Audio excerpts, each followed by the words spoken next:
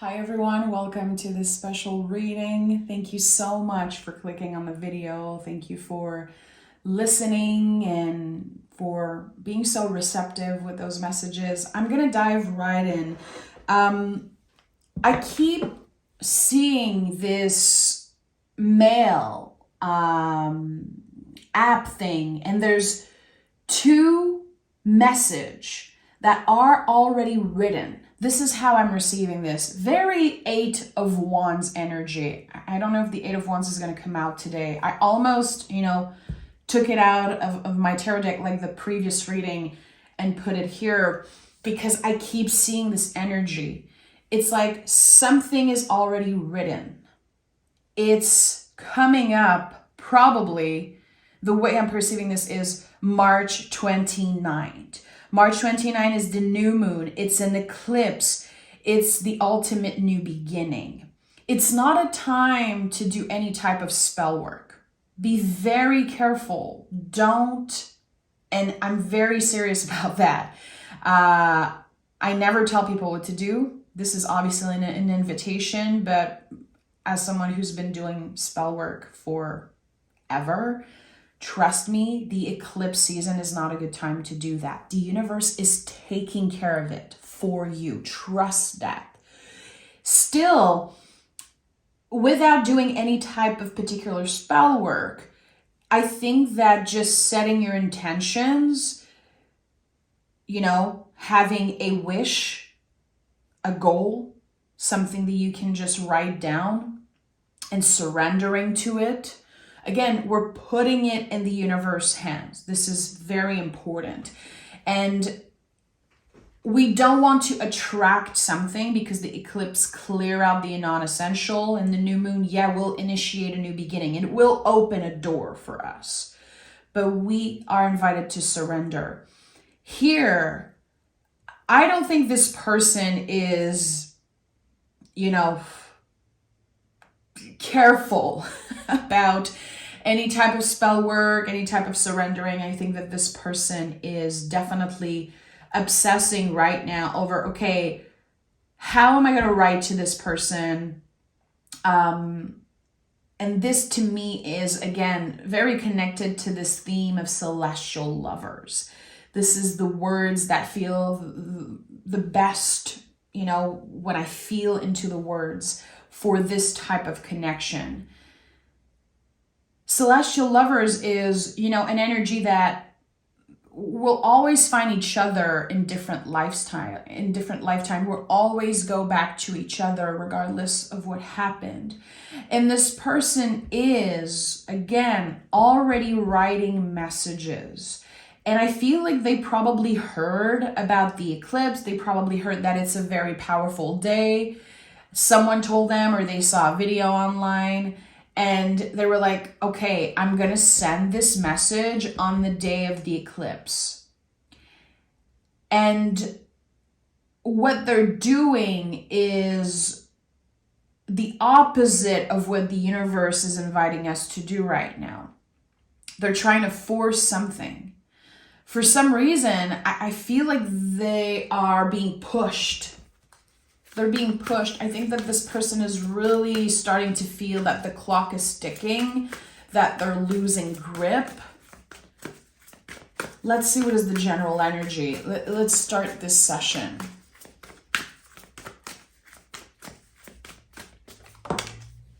I'm throwing this. Okay. Look at that. Underneath it all, we have the Ten of Wands.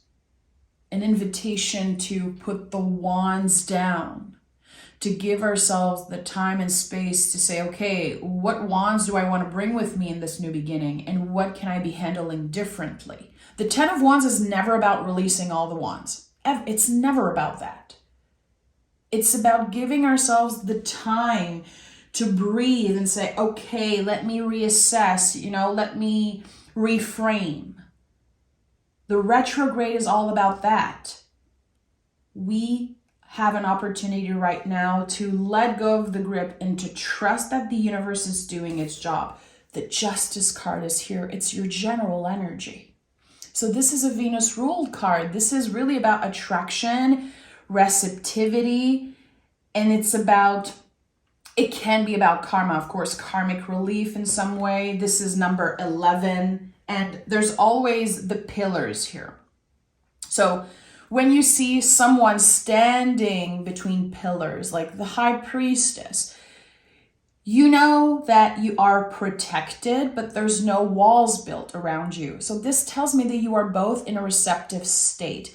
But again, this other person, as receptive as they are, like I really feel like they are open to receive anything from you. They are still holding on. There's still a very tight grip. And I really feel like this person had a lot of control in this situation. In French, we say la balle est dans ton camp. It's like the ball is on your side. I don't even know how to say this like exactly in English, but they had control. They could come back whenever they want. They were the one taking a step back. But they're holding so tight, like they have this grip on you. And I think that intuitively you feel that. You probably feel it physically. Even in your dreams, like this person has a grip on me. They don't want to let you go. And with the Justice card, I think that there's a big part of ego there. This person got attached to knowing that you were waiting for them in some way. This is very interesting. I'm getting a lot of weird information here. Like this person is using, and this is going to sound so weird. I don't know why I'm receiving this. This person is smelling something. I'm seeing like lavender. There's also like a very earthy smell, like a soft patchouli. It's like they found a smell and they associated with you. And whenever they need it, they're going to smell that. There's a very specific perfume. Why am I connecting with this? This is so weird. Okay, so let's start this reading. I'm going to use my tarot deck again, the Hermetic Tarot, just like the previous reading I did about this connection. The Temperance card is here. Again, this person, I don't think they're consciously doing any type of spell work. I don't think so. But the thing about the smell is almost like a spell. This person is literally attracting you right now in this moment. And we have the Temperance card that came up. It's literally the alchemist. This is bringing them a lot of comfort. This person has either a perfume, it could be a candle, it could be an object. It's something that reminds them of you, and they're literally addicted to it. 10 of Wands is here again. Okay, so again, this call of letting go is so important. It really is the foundation of this whole energy. How, especially with the Justice card invites us to trust, to not hold on to any type of grip. We're not wishing any type of bad luck on anyone. We are free. So regardless of what someone has done, regardless of how we feel about them, we're not wanting them to get hurt. This is Venus rule. This is true love and receptivity. And it's the middle point of a story. So yes, there's everything that happened in the past. There's this whole other timeline of what could have been and all the little fragments of you guys' story. But there's as much in the future. This is just the middle point. There's so much that you don't know about. And again, with the alchemist, this person is calling you in. This person is trying to find a way to bring you closer to them. I don't know if this is a healthy thing, honestly. I'm not a fan of, and I not even that I'm not a fan, I'm like anti using spell or manifestation work to force someone or something into your life. To me, this is one of the worst things that you can do. It's not good. We have to put our trust in the hand of the universe. And whenever it comes to spell work or manifestation, it really is about the intention, being consistent with the intention, which I think you've been doing. Because again, you keep feeling called back to this energy because it's part of your calling. And also because they're calling you in and you are both so connected that you feel it. Again, that's why I said, I think even physically you feel it. So I want to go back to this message of the Eight of Wands. And again, this like app thing with the envelope. I'm probably going to put it on the thumbnail. I'm going to, make a little thumbnail custom for this specific reading. And there's the number 2 with like a red circle around it. And it's like there's 2 messages coming in at the same time. The message is there's one that is already written. I've said this in the last reading and I still see this and feel this. They're not writing down your email because they're so afraid to send it by mistake. So it's like to no one from them, and then there's an email, there's a message. The words have been chosen very carefully. And I do feel like it shares a lot of the truths, a lot of the hard truths, very direct, very clear, very inviting. It's exciting also because it's a huge confirmation of what you have been feeling. And the second message is literally being sent like 2-3 minutes after. And it's trying to erase what they just said. I'm sorry, I wrote this on an impulse. I'm sorry, I shouldn't be doing this. I feel like there's a little bit of manipulative energy in that because at one point they've built walls around themselves so you could not get to them, doing whatever they've been busy doing, lying to themselves clearly. And now they have this moment of impulse where they send you this message. They confirm what you've been feeling. They're like, yes, I miss you. You're not crazy. I have settled for less. I'm definitely not happy right now in this position that I'm in. And they are literally waiting for an instant answer. It is so weird how they are waiting for it.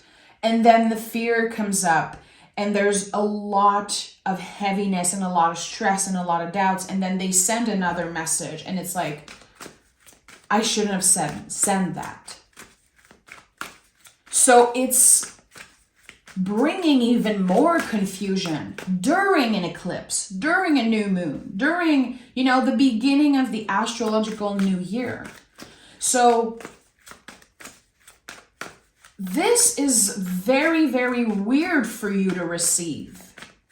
It's like this up and down, this instant roller coaster. There's a huge high and there's a crazy drop right after.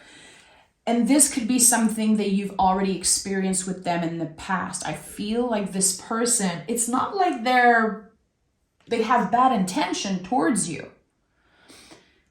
But this is someone who is very messy emotionally, very unstable emotionally. That's who they are when nobody's watching. I don't think people perceive them that way, really. You probably know because you know them better than anyone else. But there's an addiction there, hey? When someone constantly brings us through the ups and downs, we get obsessed, we get addicted to the highs. And the lows are so annoying, it's so difficult, but then we know, our brain knows, our ego knows there's going to be another high after this. And we have the Death card. For some of you, this is going to feel like a huge revelation. I think that this could be the breaking point for a lot of you. Being done with giving access to this person. I feel like the impulse could be to block them, The impulse also could be to just write them back and say, I'm done. I feel like there's a very short message coming up from you. Of course, not everyone is doing the same thing. This is a channeling. This is how I intuitively feel. But the future isn't fixed, of course. Everything can change, and you are the only one in control of your own life. Not me, not the cards, not this other person. But I feel like there's this moment of a breakthrough, like, I'm done with this. This is the beginning of the biggest transformation you've ever experienced for yourself. It's a very personal journey that begins. I think that a lot of you are going to go through this alone because there's a lot of things that you don't even know how to put into words. This is the moment where you start fully practicing surrendering. And maybe in the past you felt like you were surrendering. Maybe right now in this moment you're like, I'm in a full-on surrendering state. I'm trusting the universe. There's still a grip. This moment, this massive up and then the drop, the instant down, it is the new beginning. It begins there for you to fully let go of the grip. There's this moment, this recognition, you're like, an acceptance. I cannot control this person. This person is clearly going through it right now. There's a lot of compassion in your heart. Again, you're not looking to hurt them. You're not looking to hurt anyone they're involved in. No. But now there's something that completely dissolves. You're fully letting go of the grip of control over this situation. And again, you're just at the middle point of this whole timeline. So I think that there's a lot that's going to be happening for you in that period of transition, in that deep, deep, deep rebirth transformation time, which is probably going to be the whole month of April.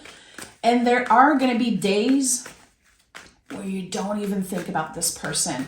And I think that right now in this moment, it feels impossible. It feels impossible to not think about them. Because again, it's your soul.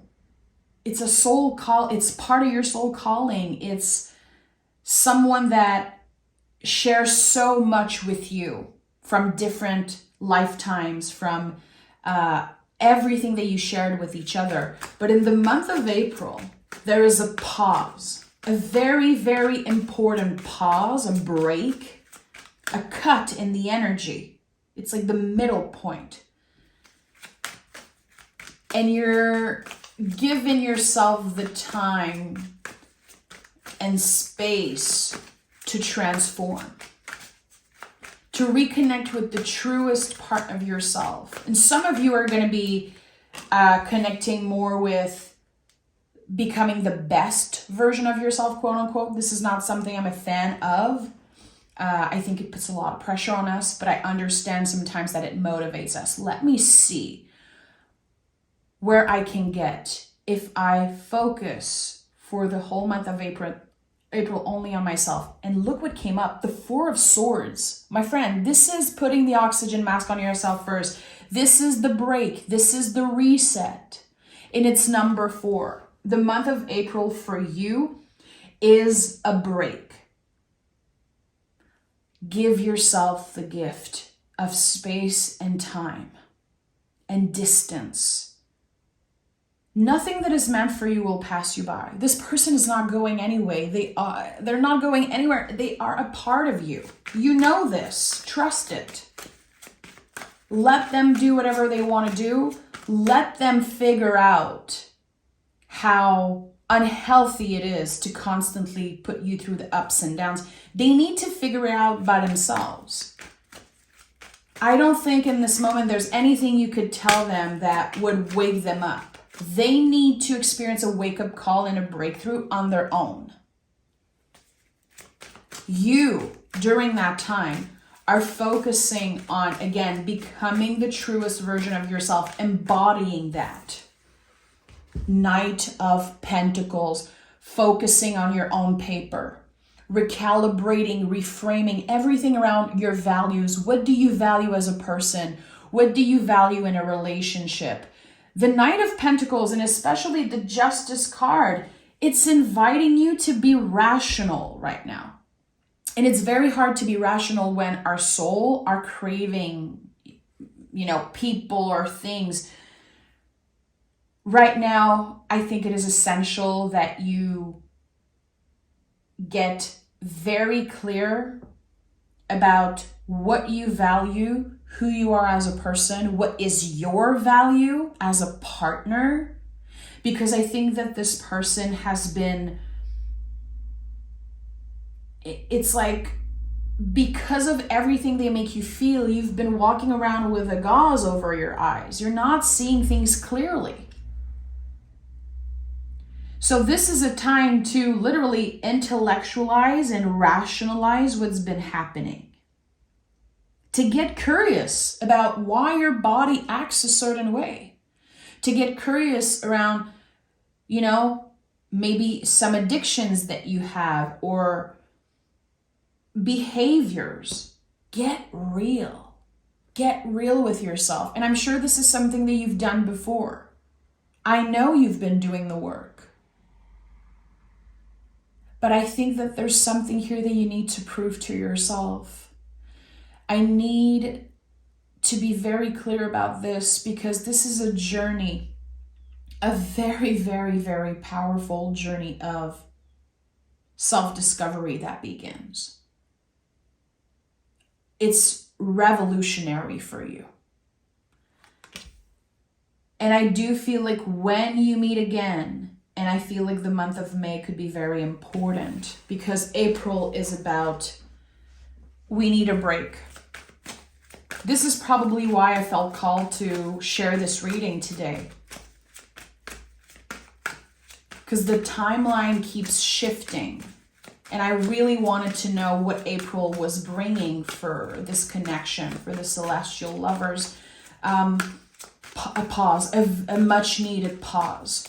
Because you are beginning the deepest transformation of your life. Again, the word revolutionary is just flashing in my mind right now. So, what do we need to know here? What do we need to know? There's more information wanting to come through. Okay, the wheel. I saw the wheel. I kept saying, this is the middle point. This is the center. I saw let me see what card fell on the floor here. We have the Six of Pentacles. So another card that connects to the scale of justice. I think you're going to be noticing a lot of different things about this person. Because you're taking a step back and because you're focusing on yourself in April, I think you're going to be able to identify how this person has been giving you just enough so you stay attached to them. Again, I felt it in the beginning. There's a lot of ego involved in their side. It doesn't take away the love. It doesn't take away the attraction and how they feel for you. But there is a part of ego. They love this knowing that they have that you will always be there. But that to me feels like they're taking you for granted in a way. Like you're always going to be there regardless of what they have done. That's why I feel, and it's not in a toxic, manipulative way. I think that it is essential for you to maybe block this energy for a month, for a few weeks, just to have better boundaries, to practice, embodying your boundaries in that way. You don't have access to me right now. You don't. I am not going to accept the highs and the lows anymore, even if it feels addictive, even if my brain, my nervous system is addicted to the roller coaster ride. The brain loves this shit, even if it doesn't feel good when it happens. It's biology. It's not our choices, So By embodying your boundaries, I say use the block button. And this has been coming up in other readings today. For the Pisces reading I just posted, it's so weird. It was like, you need to block without feeling bad, without overthinking. Is this gonna hurt this person? Are they gonna be mad? Who cares at this point? You're not looking to hurt them. You're looking to protect yourself. By doing that, the wheel turns. By doing that, you're able to clear out all the baggage from, again, the beginning of this timeline. Now we're in the middle position. We are at the center, at the heart of this whole journey. And we need to let go. We're going to have to reconnect in the near future with no preconceived ideas, with no attachment to the past. Again, this whole invitation to surrender, it will keep coming up in all the readings I do, because not only this is what I'm feeling, it's what I believe. And if I'm putting myself in that position, doing those readings, and you guys know I'm not a fan of love readings and things like that. This is really me honoring my intuition. I'm closing the comments because I honor my own boundaries in that way. It's just too much when I see all the comments. So the people who need to contact me, we know. But I do feel like there's something, your guides, the universe, they really want you to understand that it's essential that you pause and block in this moment. Even if it's the most uncomfortable thing you'll have to do, even if there's so much fear attached to this. This will empower you. Empowerment is, it's our ability to create change. You need to do something differently. You need to do what you haven't had the guts of doing before. This is how we step in our power, by creating change. This is the time. This is Aries season. Again, the eclipse is clearing out the old. It's clearing out the baggage and the non-essential.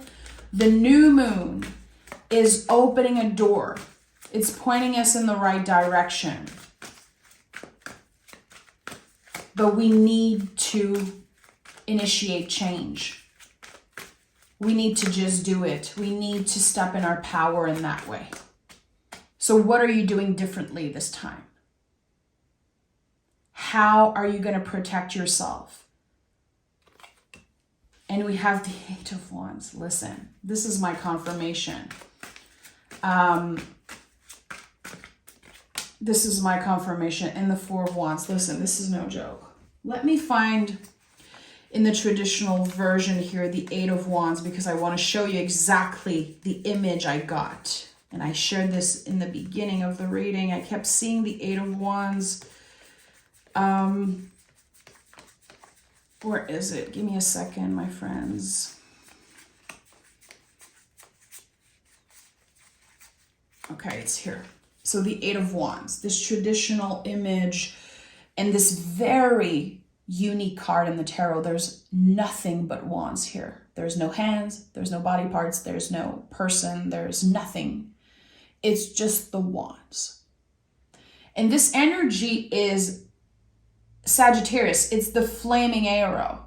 There's a package in the mail. There's, again, a message that's already written. And it's coming in. You're going to be receiving it very, very soon. It could be in 8 days. It could be in less than a week after listening to this reading. It's coming in, and those words are going to transform you, are going to transform your perspective, and they will initiate this new journey of self-discovery. 8 is a number of transformation. 8 is the infinity loop. As within, so without. You need to change something internally, not because you're not good enough, but because you've been stuck in a pattern, you've been stuck in a loop, in this karmic loop. So by initiating change, you are not only giving yourself the opportunity to transform even more, but you're giving yourself the opportunity to have a brand new perspective for this whole story. And the Four of Wands came up. And the Four of Wands, my friend, is the perfect union card. It's Venus and Aries. It's the Emperor and the Empress together. It's the yin and the yang. It's the perfect card. Nothing in life is perfect except sacred geometry, but the Four of Wands is the closest energy to perfection. This is a confirmation that there will be something to celebrate. We don't know what it is. Again, we're letting go of the grip of control. We're letting go of the outcome. We're letting go of predicting. But whatever we will be celebrating is going to be important to you. Are you celebrating your freedom? Finally moving on from this person in this lifetime? Finally having the confirmation? Is it a yes? Is it a no? What I know is that you won't be in the dark anymore after the month of April. Again, 4-4. I think it's important you remember that there's gonna be a pause. Don't obsess over, are they thinking about me? Is this over? I shouldn't have blocked them. I should have done this and that. Show yourself compassion. You're a human. You love with all your heart, clearly. And the universe is going to send you signs and synchronicities, reminding you to stay focused on yourself, to focus on your own paper, your own journey. There's the possibility for you to accomplish very big things in the month of April that are not connected at all to this other person. Good. Because the need to detach is so obvious here for me. And I've shared this before, and I believe this with all my heart. When you truly love someone, you're able to let them go. That is true love. Codependency is when we attach, when we try to pull in, when we obsess. We need this person. Whatever you need is already within you. You already have more than enough. You already have everything that you need in this moment. Even if your brain says no, even if your ego says no, your heart knows. Your heart knows to trust. The heart is very patient. So give yourself time and space here. It feels like it's the universe prescription here. And of course, you do what you want to do. But listen to your own intuition if it feels right. If the way we perceive intuitively, if something is a yes or a no. When it's a yes, it feels like a long exhale. We're not feeling tense. If it's a no, you're going to feel tense. You're going to feel like your intuition is blocking this. Listen to you. It's not about following what I'm saying. It's not about following what the cards say. The cards are here because it's a mirror. It's trying to help you see maybe things that you don't see, or sending confirmation of what you already know. But at the end of the day, you are in control. So remember that. I'm sending so much love your way. Thank you for your support, for your receptivity, your generosity, and your just hearing me and trusting that when I show up here with those messages, it's for the greater good of everyone involved. And I really set that intention every single time I show up here on YouTube. Thank you. I can't thank you enough for being so amazing, and I want to thank you for your magic also. I'll talk to you guys real soon.